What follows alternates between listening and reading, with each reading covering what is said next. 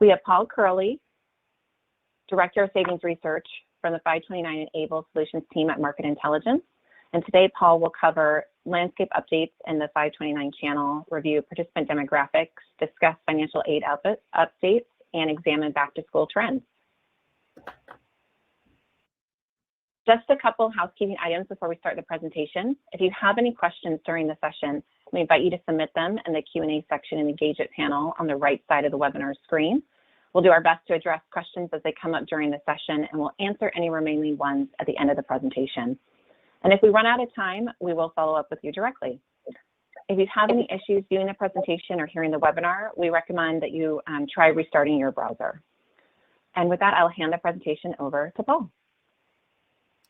Thank you, Mary. Much appreciated. This month, as we do every month, and we'll be doing every month going forward, we'll be talking about industry announcements. We'll also be talking about data and research updates, different data points and research that has been released over the past month or have become more pertinent over the past month. Also, we're going to talk about the direct sold channel this month. And as we do every single month, we try to mix it up and cover a different topic. And this month, we'll be talking about the direct sold channel. And at the end, we'll be having a question and answer session. That being said, please feel free to ask questions live. Throughout the session, we'll be taking questions. We'll be answering questions throughout the session. So feel free to drop a note in the question and answer box as outlined by Mary, and we'll be taking those questions. So thank you. And before we jump in, the goal of the 529 webinar series is really to share and learn best practices, what's working, what's not, but also to share it out to the industry on what is working, but also to help support the 529 and Able community grow. That photo on the right, took place from the 529 conference 2019 at the Ritz-Carlton in Amelia Island. It was great having everyone together in the same place. A lot of those people that are on the call today were there at the event. It's great to kind of take a look around. The photo is actually on our 529 conference website, so it's nice to see it rotate through it on the bottom left. And I'll even note, Richard Ellis from my 529 is in the photo on the bottom right, making the power calls. It's great to point him out because I also know he's on today's call. But within that photo, a lot of great friends and contacts. So it's great to continue that trend in the format that we need to in 2020 to keep everyone safe, digitally, virtually. So it's great to share those best practices, support the community, and also to in doing so, helping to create long-term growth through the for the industry and help the industry grow. So thank you for the support, collaboration, and much appreciated. And as we think about, in brief review of the webinar series, we started in March with a primer, just fundamentals, very basic fundamentals to what 529s are. We then provided a legislative update, what the product structure is from that more, legal perspective. In May, we talked about product trends, what was hot and what was happening, and on 529 Day, which is a holiday for 529s for on May 25th, 29th, 529 Day for 529s, of course. Then from there, we talked about products, and as basically after the product, we do talk about channels. Starting last month we talked about the employer channel and focus. This month we're talking about the direct sold channel and back to school and demographics and things that are happening now since everyone is preparing for that back to school session. And on October, we come back with a focus on the advisor sold channel. And then with Thanksgiving in November, we're going to talk about family dynamics and gifting and all those different family dynamics as impacted with the college financial planning. And in December, we're going to close out with year-end planning, top 10 items from 2020, but also a good recap and outlook for the industry as well. So we start out with a primer, legislative fundamentals, top trends, products, and then from there, the marketing and distribution channels of the products. And then, of course, themes happening with family dynamics in year-end planning. And for this month, as I like to, as I kind of think about, what is sort of anchoring down some of the thinking of what's going on today, today, this month. And one of those themes was, the back to school sentiment. In Pennsylvania, the libraries are opening, and that's great. But, for, by and large, a lot of the libraries are doing pickup only. A lot of the extra tables are cleared out, and anything extraneous, anything extra has been cleared out of all the different libraries. And so, typically the process is you go online, you order some books, and you can, and you're given a time slot to go into the lobby of the library, pick up the books and go, and everything else is cleared out. But when we think about what is, even with all the clearing out of what's going on today, there's three things that really jumped out to me that were on the table. One was a 529 flyer. Picked up a couple here. Is the Pennsylvania 529. But thinking about the direct sold channel, it's great to see that as things reopen, as things return to something of a normal, cadence or normal, lifestyle. It is great to see that the 529s are where the families are. The 529 marketing is where the families are with that direct sold channel. The second item was hours of operations, right? So there's new schedules going on, and the third is a hand sanitizer. So if we really kind of boil down, really thinking about how core 529s in college financial planning is, it's a top three item. At least in Pennsylvania, it's great to see that, broadly speaking, we are building awareness and helping to get the message out there. So picked up 2 finance books, with one on clean eating. Obviously, with everything going on today, it's great to eat healthy, think healthy, and then of course be healthy with hand sanitizer and think about 529 flyers. So with that, we'll jump into some of the sessions. But before we do, we did want to provide a quick update and announcement about the 529 conference that is taking place virtually September 21st to 25th. There's there's going to be 2 days or 2 days on the 529 essentials, providing a much broader, deeper dive outlook and product training into 529s from 8 different speakers. Then we go into the 529 conference, and then the Able Summit. All together across those 5 days, there's going to be 48 speakers speaking. We are currently in the process of juggling all those different speakers and making sure that the content is right.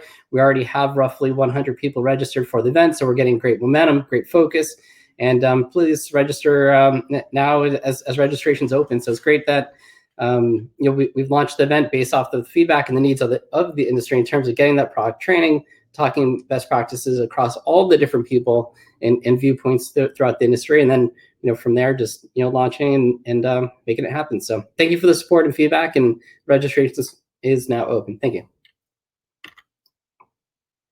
And now we'll go into our question or our poll question for this month, and the question is: have you registered for the 529 virtual conference September September 21st to 25th? We are currently working hard to make that launch, and so we'll just take a moment to answer the poll. Thank you.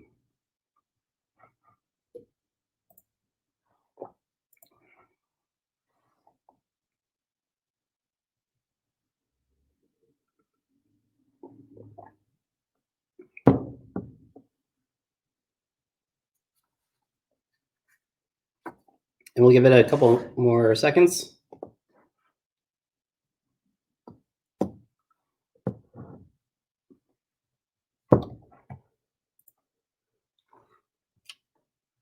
Looks like responses are still coming in, so we'll give it a couple more, maybe 5-10 more seconds.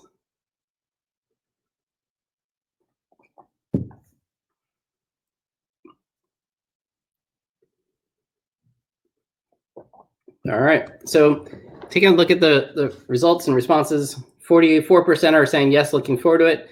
13% are saying not yet, but I plan to register. And then 41% are saying no, not this year, and 3% are saying I am not familiar with the conference. Please send me more information. So I'm sure we'll be jumping on top of that, and thank you so much. All right. Sounds great. So looking at jumping into the industry announcements for today, one larger announcement that is taking place effective September 14th, 2020 is that for the Oklahoma Dream program, which is the Oklahoma Advise and Sold program, is changing primary distributors from Allianz to Fidelity. It is changing program managers from TIA over to Fidelity, and for record keepers, it is changing over from DST over to Fidelity as well. So larger change, in that program, and typically, since there are only 91 529 savings programs across the industry, these larger changes that do take place, across the program manager, primary distributors, and record keepers, it is a an important announcement, so we're noting that here today. Another thing that is interesting is that North Carolina has announced that they will allow student loans and apprenticeships as qualified distributions. We do have a status board that tracks these updates in the 529 insiders. It kind of lists each and every category, those that allow, those that don't, those that may allow student loans but not apprenticeships, or those that allow apprenticeships but not student loans. What's interesting to me is that these announcements are still rolling in and through and being announced. It's great that North Carolina did announce, but there are still are a number of states that are that are yet to announce. But as they do, we'll cover it. And thank you so much. And on the topic of rankings released and back to school and all those different items, there's continued focus on getting into the program or the best school or things like that versus financial planning. There's so much focus and so much energy about getting into those dream schools, those programs, but still so much gap and need around the conversation around college financial planning. As I do to talk about, Brock Jolly continues to be an ever widening blue ocean opportunity for advisors to have the conversation, or program managers or states to really have the conversation, because there's so much focus on getting in, so little focus on that college financial planning, saving, paying, and repaying efficiently. That being said, so for Money Magazine, they did publish the best colleges ranked by value, and obviously with all the things going on in the marketplace and broadly speaking, industry wide. That there is such a focus on value and not just say the best school that may cost more, but the school that's best in terms of value. So it's great that I think it's very timely for Money Magazine to publish an article like that. Also, Princeton Review published their best 386 colleges, and what's intriguing about that is that there's over 50 categories being ranked, whether it be best dorms, so it's quality of life, better best whatever it may be, best economics department, or all these different categories that are being ranked. So that came out as well.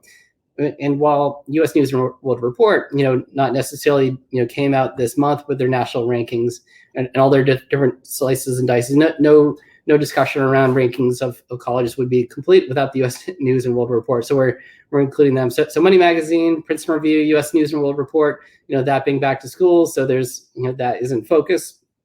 And of course, that provides a natural opportunity for, program managers, states, and advisors to have the conversations with their clients as they are thinking about that how, that discussion around where to go to college and whether that be this fall or over the next 20 years. In terms of themes and what is very interesting and what is very timely, and especially with the reopening of schools and colleges and universities in 2020, is the topic around PPE and the personal protective equipment.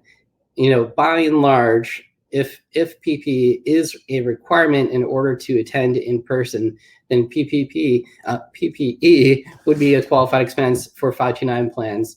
By definition of the IRS publication 970, qualified higher education expenses, the following must be required for enrollment or attendance of a designated beneficiary at an eligible post-secondary institution: books, supplies, and equipment. And I will repeat, supplies and equipment, because that's exactly what personal protective equipment is. It is equipment.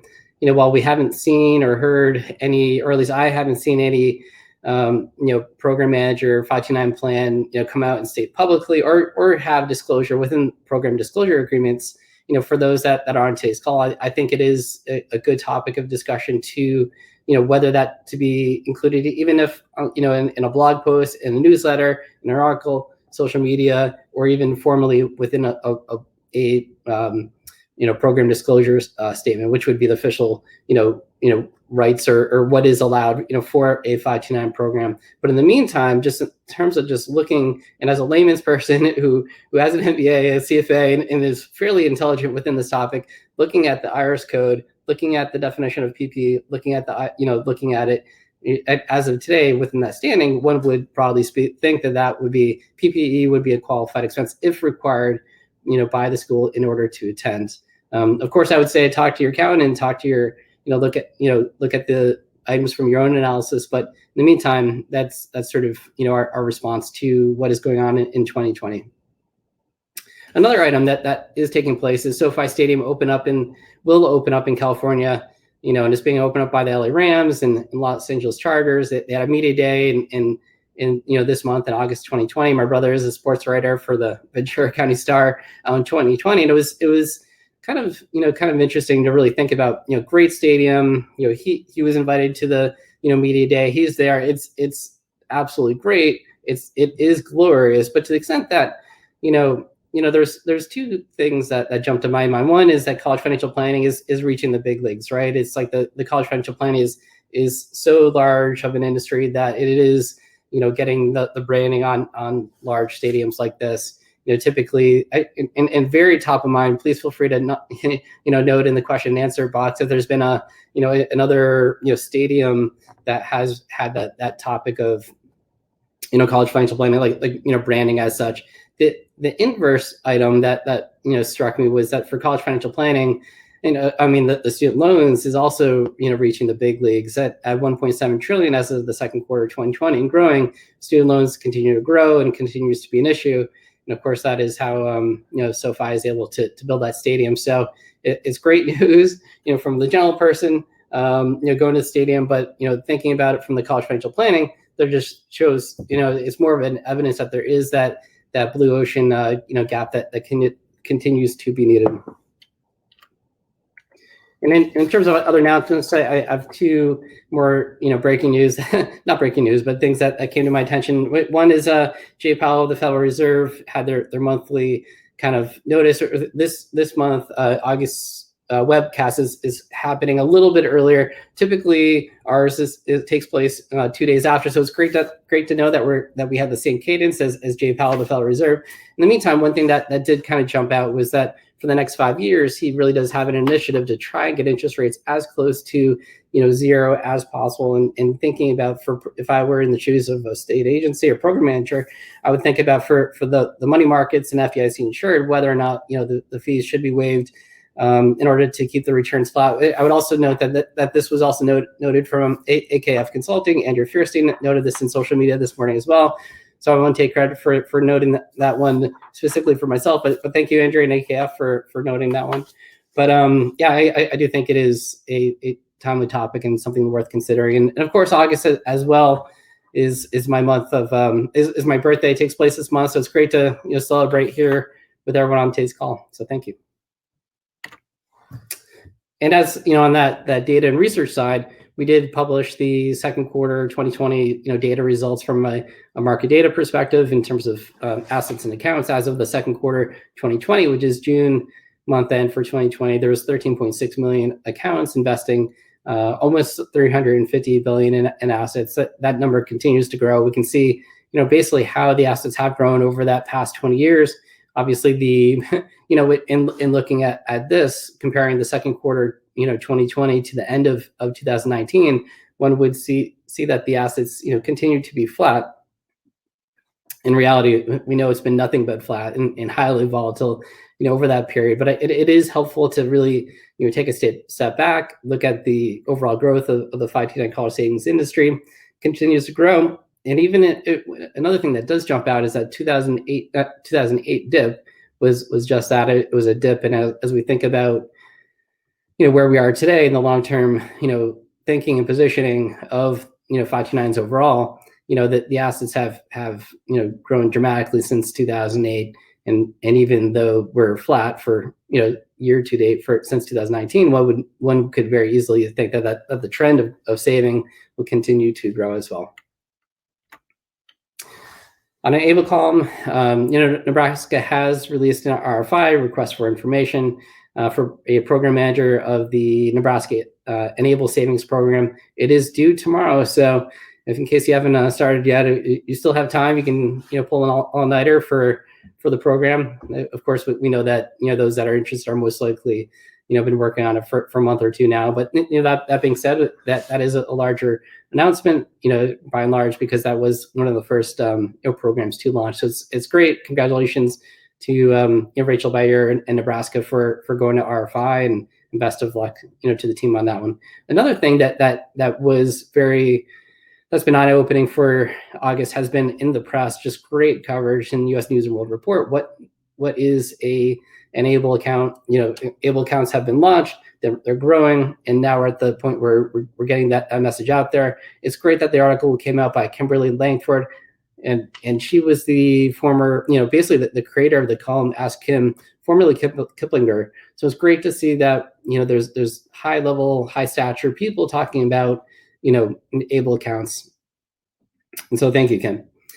Pivoting over to CNBC, Sharon Epperson, she's been a great champion of all things that deal with family and finances, whether that be retirement, whether that be college, student loans, and all those items. It's great to see that she continues to have a focus on special needs and able accounts as well. So it's great to have two larger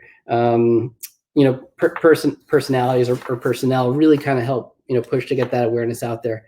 And for Boston College, great research coming out about 2020 and the times of the day, really data focused around disabilities and the toll of irregular hours, and obviously everything going around in 2020. And one thing that does pivot over to is the topic of the able to work, which allows for incremental savings, for incremental income, and that will soon sunset that capability. We do expect an extension of the able to work item, but thinking about the target market of able and all the things there. So it's a great topic. It's great to see the continued coverage for able. And on that market data side, we continue to see assets grow, accounts grow, average account size grow. Momentum continues to grow across all the different metrics, whether that be assets, accounts, average account size. Of course, that 6,600 number is when we think about the total savings, that is 6,600 higher than the 2,000 assets that used to be able to be saved. So it's great to see that the overall industry continues to grow. Momentum continues. That photo on the right took place from a congressional briefing on the able account numbers, and that's by and large what I was presenting was our process of collecting assets and accounts and market data from all the different able programs and state agencies, and that's our process. So we each and every quarter we're reaching out to state agencies to collect their information, report it at the aggregate level, as is happening in that chart there. So diving into the topic of the month, the direct channel demographics and back to school, three key themes. In our 529 industry analysis, we did, and actually before we jump in, I'll actually take a quick look at the question and answer, see if there's anything to take a look. Thank you, Patricia Roberts, for your question. You mentioned Princeton Review rankings. Wonder if in the future there will be a ranking about which schools are best in a pandemic.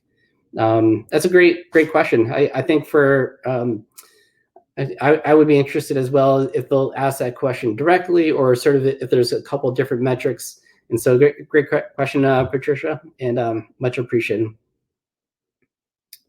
And for the question around what is the number of persons who would be eligible for an able account? Thank you, Patricia. Great question. Based on our industry analysis, as completed within the the National Association of State Treasurers NAST ABLE Committee. I was a part of that committee that really helped to estimate, how many persons would be eligible. The current estimate is 8 million, and if Able to Work Act were to be passed, that number of eligible individuals would increase from 8 million to 15 million, and that's our best estimate. So great question. Thank you, Patricia, and much appreciated.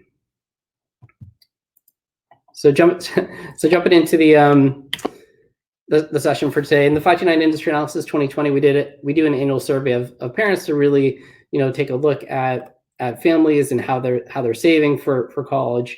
And for those that are saving for college, we ask how did they, what investment vehicle are they using to save for college, whether it be for 529 plans, money markets, all these other things. For those that did enroll, for parents with children under the age of 18 that did enroll in a 529 plan, we did ask how they enrolled, and the slide here kind of shows that breakout.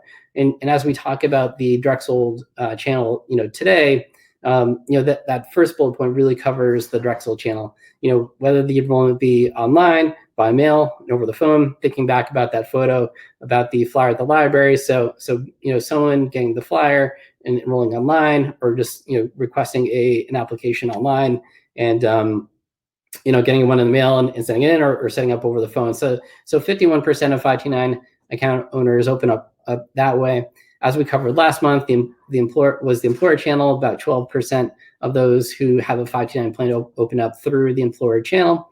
And in the October webinar, we're going to talk more about the financial advisor discussion around those that are basically using a financial advisor to open up a 529 plan. So how do we define the direct sold channel? Looking at from this perspective, it's how people enroll within the plan. And flipping over to the product structure, and whether it be advisor sold plans or direct sold plans, by and large, what we've been seeing since 2003 is that there's been an overall increase in usage based on percentage of assets, of 529 plans that sell through the direct sold channel. So the direct sold channel has been continuing to increase. We do see, by and large, we analyze the 529 plans from a product structure perspective within two categories. There's the direct sold channel, there's the advisor sold channel, and for someone who enrolls through, for example, there's direct, there's advisor. For the employer channel, you'll notice that is not there. If someone uses a direct sold plan, for enrollment, it's in that category. If someone uses a specific share class, for within the advisor sold plan, it's in that category. So, but this is really the view of a direct sold or advisor sold product. But by and large, we've been seeing a continued increase of the direct sold product structures. And one thing that really has been really driving that growth is the broadening of the usage of 529 plans. Those that are saving, and then also saving with the 529 plan across more and more demographics. So this chart that we see on today's slide is really in that survey of parents that we do for every single year. This is the 2020 results, and we really asked and map out the triage people into those that are not saving versus saving. Those that are you saving with a 529 plan or not with a 529 plan? Also within the report, we also take a look at how one would pivot, someone who's currently not saving for college over to saving. How do you get someone who's saving but not with a 529 plan to become a 529 user? And then from using a 529 plan, how do you get them to become a power user? That, as defined, broadly speaking, by having multiple sources of contributions coming in, whether it be from the parent, from the grandparent, automatic contributions from the employer, or gifting, or all these different categories and topics. But by and large, the direct sold channel has been growing with a broadening demographics and also broadening usage and awareness of 529 plans. So that's great to see. 41 and as a quick recap of the slide, 42% of families are not saving for college. 30% of parents are saving for college, but not with a 529 plan, and 28% of families are saving for college with a 529 plan. And broadly speaking, how has that been increasing, or what has been some of the main levers that have really kind of been the driving factor for people to open up a 529 plan? One is broadening not just the awareness of 529 plans, but overall understanding of tuition inflation, and the understanding of tuition inflation is driving more and more families to save for college. So this slide really takes a look at asking the question, what is your projected tuition inflation year over year over year? For those that responded 4 to 7%, basically those that are not saving is only 34%, over up to 43% of those that are saving for college but not with a 529, and then up to 47% of 529 users. So broadly speaking, 529 users, broadly speaking, understand that tuition inflation takes place and is happening at a faster pace than overall inflation. What's intriguing overall is also that some people just think it's if you think, for example, that tuition inflation is going to be 10% or more a year, it's actually dissuades people from saving for college. But that being said, it really comes down to just pure understanding, awareness, and education about the true nature of tuition inflation. Basically being from 1% to 7%. And that having that honest understanding and true understanding of tuition inflation, does bring more and more people to save for college.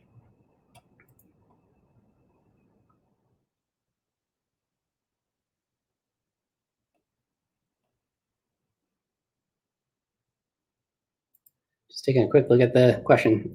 Thank you, Mary. And we'll at this point we'll close out the we'll continue through the survey slides, Mary, and then at the end we'll pick up those questions. Light bulb for tuition inflation. Basically, by and large, the overall concern about student loan debt has been a driving actor for more and more people to save and save efficiently with a 529 plan. 4 years ago in 2016, we took this chart looks at 529 users. How important is the concern for student loan debt been for you to really move forward and to start to save with a 529 plan? Roughly speaking, 55% of 529 users back in 2016 took a look at saw the concern around student loan debt being a main driver for them to use a 529 plan. This year it was 61%. So we've seen an increase in sort of concern around student loan debt to being that driving actor to have people open and save accounts. Broadly speaking, when I first started covering 529s in 2010, it was less of a factor and got less mainstream media. So by and large, we've seen more and more people concerned around student loan debts. Obviously, with that rapid increase in student loan debt going up to 1.7 trillion, we'll do that. So I think that there's natural action for people to save more going forward. So which is another driver for the Drexel channel. Moving over to the financial aid, FAFSA discussion. As a quick reminder, for the federal aid, by and large, for the state schools and some of the other schools, community colleges, those that do use FAFSA, there is a standardized formula for that federal aid.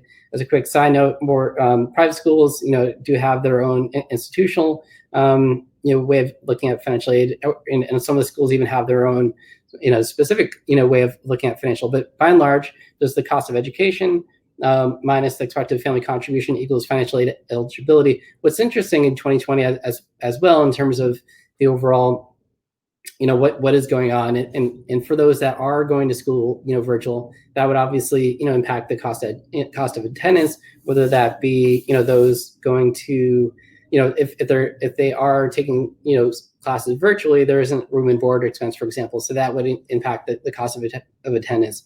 The PPE topic that we discussed, that would obviously increase the cost of attendance. But by and large, that the financial aid eligibility, there's two key things that I would be very quick to point out, and being very cognizant about how certain families look to game the system around the expected family contribution. Like, one is that the financial aid eligibility, that's just the eligibility number.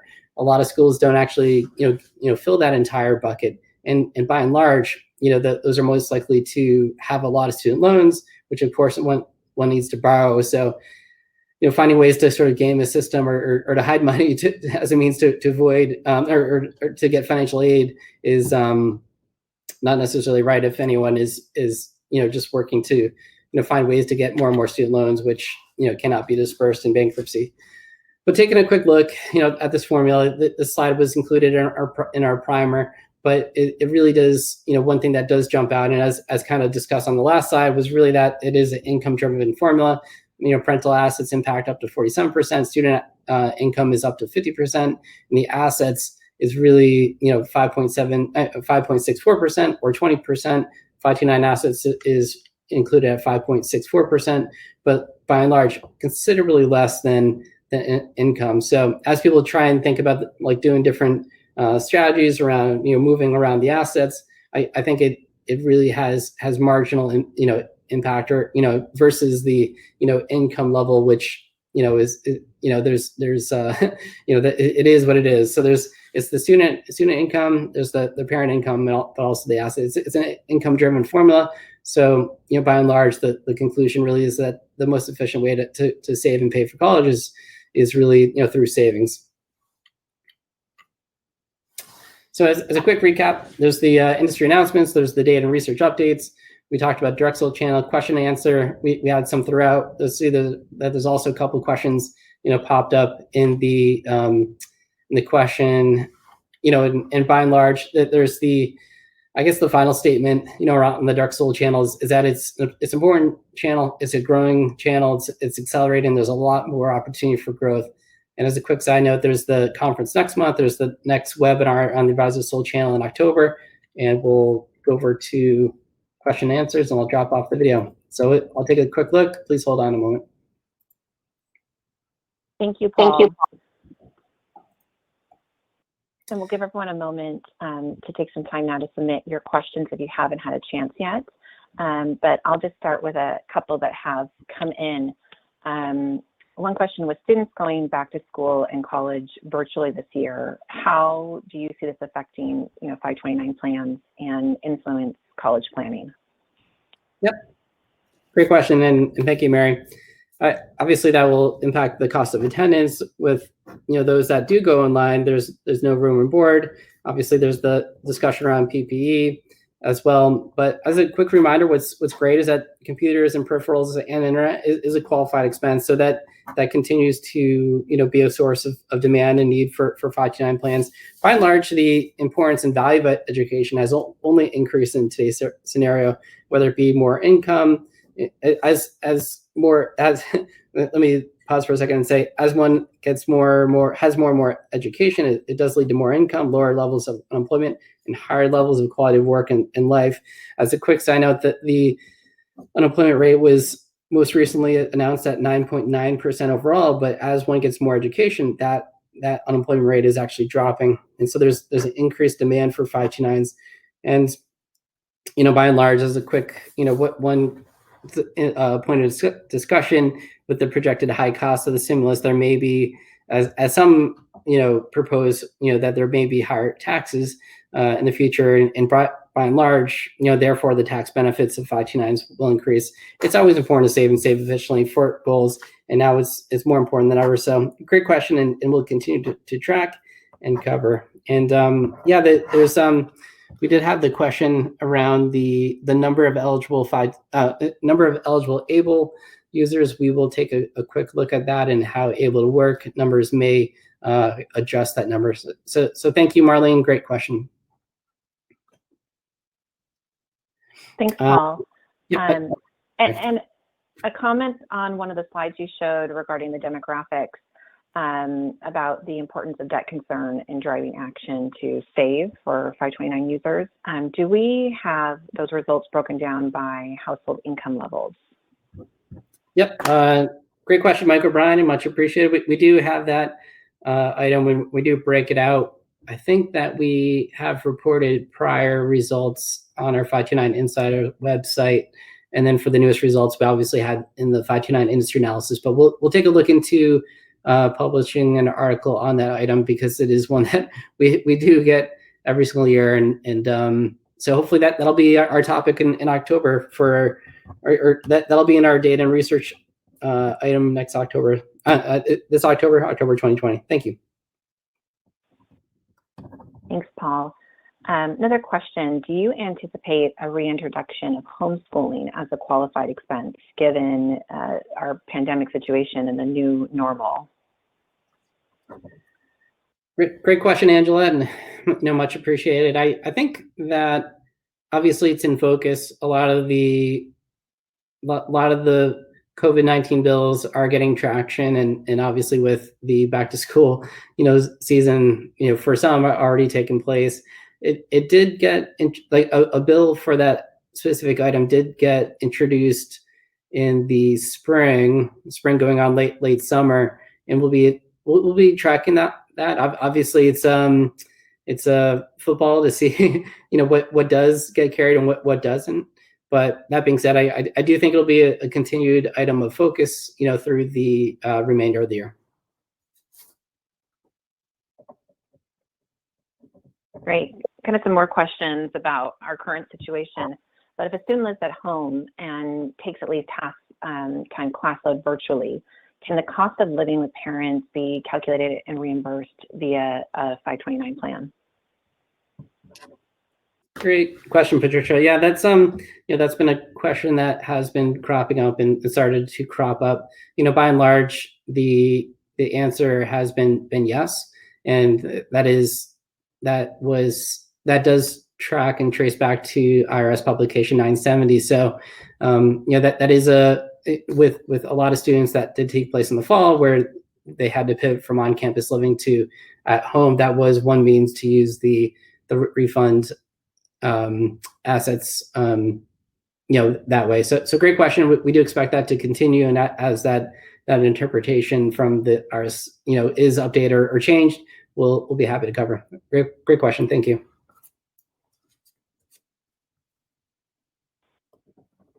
Great. Well, thank you, Paul, and thank you to our audience for your participation. And any questions that we did not get to, we will follow up with you directly. But we appreciate everyone joining the webinar. Please expect a follow-up email soon with a link to this recording and contact information for Paul and our 529 Able team if you'd like to review anything that was covered today or have any questions. Appreciate your attending and have a great rest of your day. Thank you.